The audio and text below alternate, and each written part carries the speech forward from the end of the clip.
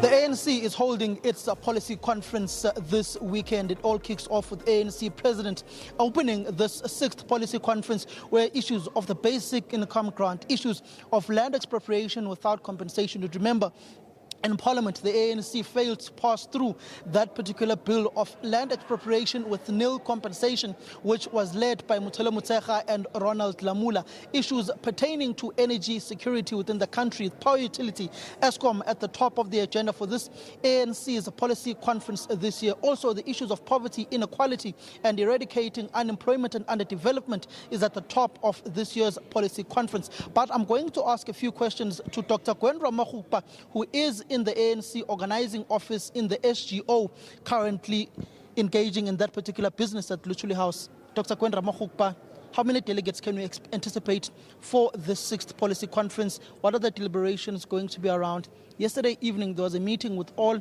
provincial secretaries by the Acting Secretary General Paul Mashatile to try and mute any disagreement or any chaos that may ensue within plenary.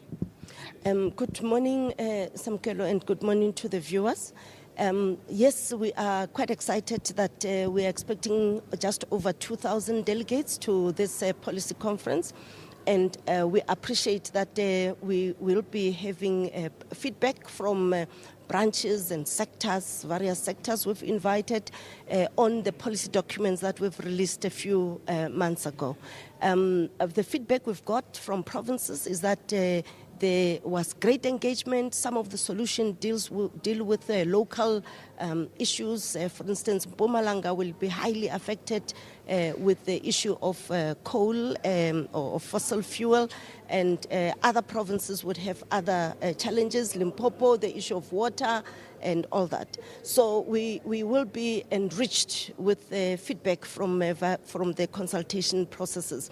This is an ANC conference, and ANC conferences are always robust, and that's what has made the ANC resilient and tenacious over the years, the robustness.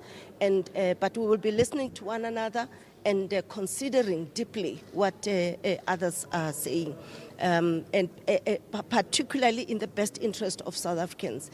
With our 110 anniversary message, we did say that our priorities is unity and renewal of the organization, unity and renewal of our nation, and also to take stock of the gains of our democracy, defend such, and advance. There are challenges that are there, obviously, that bother us and bother South Africans, that we will put our heads together to find solutions around. Dr. Ramokgopa, when you look particularly pertaining to the issues of energy, Mpumalanga province, fossil fuels, the president and the governing party and also the energy trajectory of the country is pointing towards leaning towards independent power producers, renewable energy, saying that our coal power stations are reaching the end of their lifespan. What are the mitigating factors to make sure there's no job bloodbath within the Mpumalanga coal belt? You look at how Hendrina Power Station is affected by the closure of Optimum coal mines and Glencore coal mine and all of the mines that were owned by Tegeta, owned by the Guptas, and the jobs bloodbath that are there. How are you going to mitigate job losses, particularly being raised by the Mpumalanga province? I think the case of Tegeta is a different matter. It really has no relationship with the policy of on fossil fuels. And globally, the issue of fossil fuel and transition to cleaner energy is a process. It's not an instant, and it should be done in the best interest of the country and within the global prescripts and agreements. And South Africa will not be irresponsible. The important thing is to ensure that the capacity of Eskom is not lost, and it is complemented, and we move also towards the energy mix. There are initiatives, for instance, in Northern Cape of the hydrogen-based energy solutions, in the Val here in Sidibeng. So there are many initiatives, including solar, which also is linked to the independent power producers and all that. So it is a policy of energy mix, but as the President said and outlined the plan to stabilize and recover Eskom, with Eskom at the center of this recovery. Dr. Ramokgopa, particularly on the issue of state-owned enterprise, and I want to dwell on this issue and the ownership, particularly of this new energy trajectory of the country. What's going to be Eskom's role and ownership role, particularly when it comes to renewable energy? Is Eskom going to be playing a role in owning some of these independent power in these solar and renewable energy producers? Is Eskom only going to be buying from independent power producers? What are some of the proposals that are coming through from the provinces when it comes to renewable energy and the state's ownership of this new power generation capacity? I think the proposals are vast, and we will try and reach consensus at this conference and consult with South Africans further. But I think it is unquestionable that Eskom will continue to play a major and central role in the energy solutions of the country.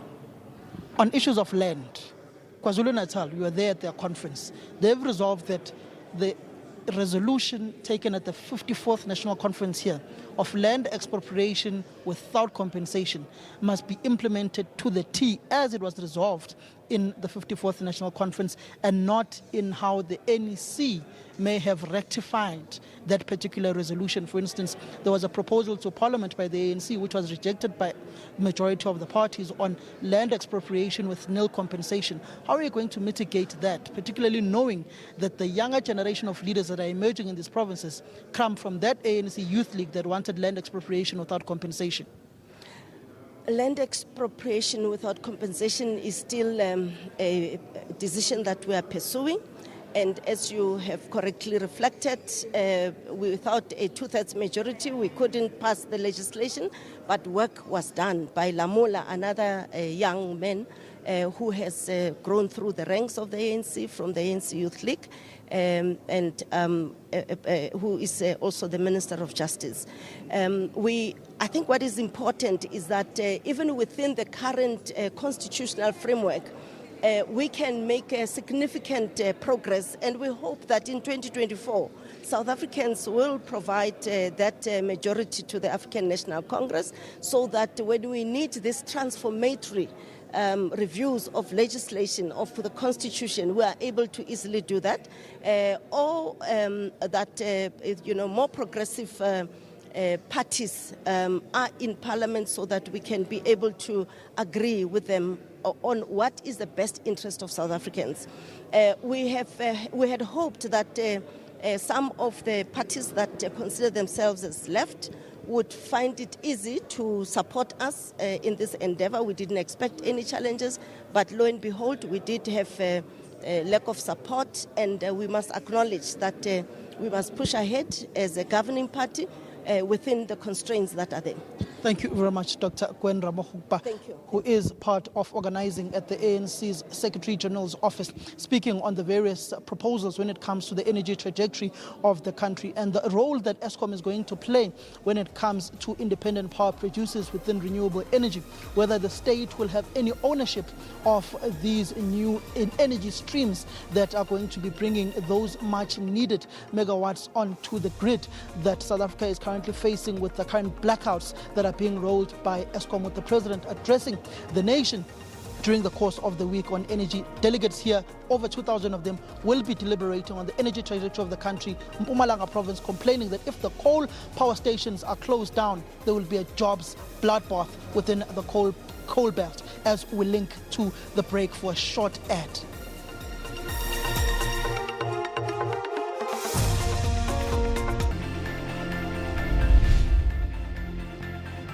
Do you want permanent solutions for your long-lasting health problems? Are you struggling to access healthcare? Well, if that's the case, make sure that you catch Vital Signs with me, Dr. Mosam Tombeni, every Sunday morning between 5 and 6 a.m. on SABC News Channel.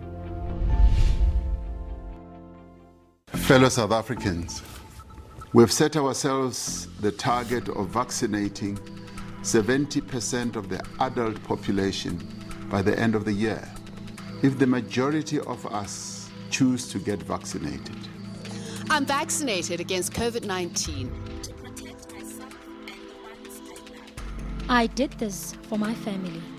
My friends and my colleagues. The power is in your decision to stop the spread of the virus. Make your contribution. Be part of the revolution and save lives. The future is in our hands. Let's all get vaccinated.